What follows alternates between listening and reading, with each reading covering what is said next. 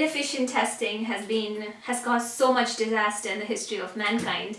And that is why companies invest so much money in hiring efficient testers. But still, there is so much myth going around about the field of software testing that I'd like to break one by one in today's episode. And hopefully, that would convince you on why software testing is an excellent career choice. Myth number one.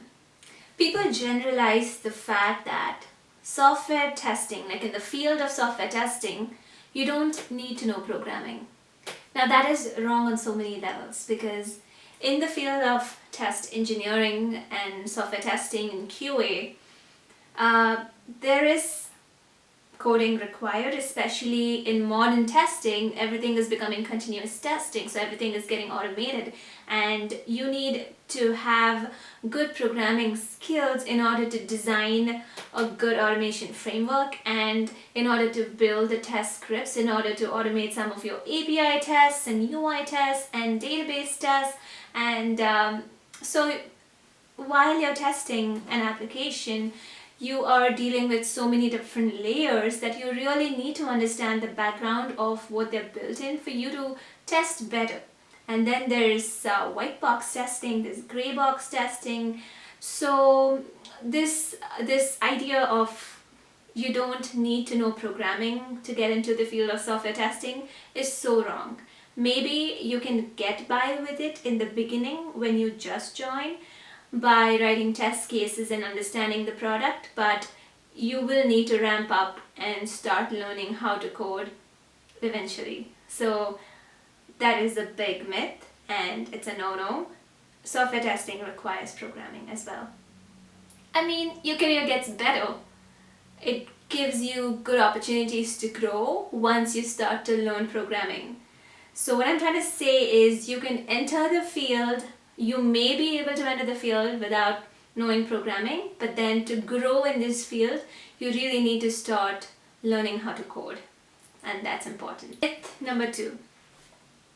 The salary of a software tester is always going to be low. You're never going to make that money like a dev. So that is a myth as well, because sometimes I feel like people don't understand that even in the QA department, there needs to be some development done. So you're programming, you're coding, you're writing code to automate things. So this stigma that people in the software testing field don't make that much money is wrong. Sometimes I've known automation testers who make more money than developers. So this is a very old myth, which has just not been updated. So don't believe that, and that shouldn't be the reason why you're not choosing the software testing field, because I think your salary is defined by you. It's up to you to learn those skills and find those opportunities and update yourself to make that salary. So no one's gonna pay you based on the title or the position. They're gonna pay you based on the skills that you have and how much you've learned, and the experience that you've gained, how much you've put yourself out there and learned, and how good of a tester you are, and things like that. So that is what is going to define your salary, and not the title or the field that you're in. Myth number 3. There is no career growth in the field of software testing. That is not true.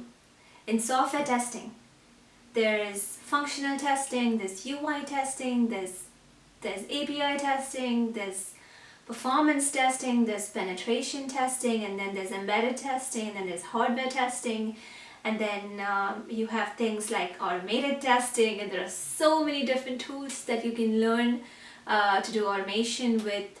And then if you are more of a people person, you can get into management, and then or you can be a lead, and then things like verification and validation and regulatory, and you can take care of the processes and take care of the test management tools and do POCs, and there's so much you can do in this field of software testing.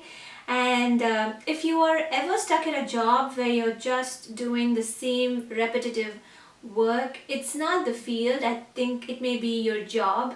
You always need to check if you were learning something new in the place that you are at. If not, you probably need to move to a new company or to a new position where you're learning something new.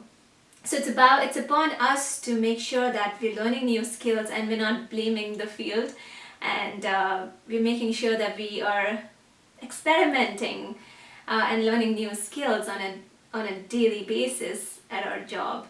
And myth number 4: quality is not important. Development is what gets us there. I agree, development is very important, but I don't know about you, if when I'm using an app, if it takes more than 5 seconds to take me to the next page, I lose it. There I am in the next app, because there's so much competition out there that people have so many choices and they're not going to put up with a bad app.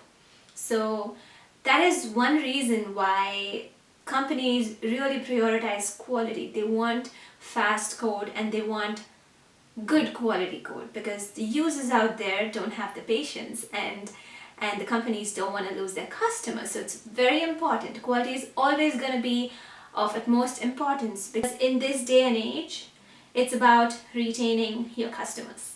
It's about giving the best quality code to people out there. It's about making an impression. So quality is always going to be important.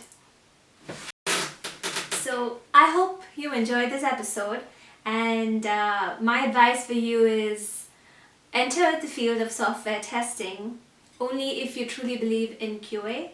And if you are already in QA, I hope this just reinforced your love for quality and software testing. And if you are a new grad who is exploring your options, I would say that quality is definitely a good career choice. And if you felt like these are good options for you, please enter this field and you will never regret.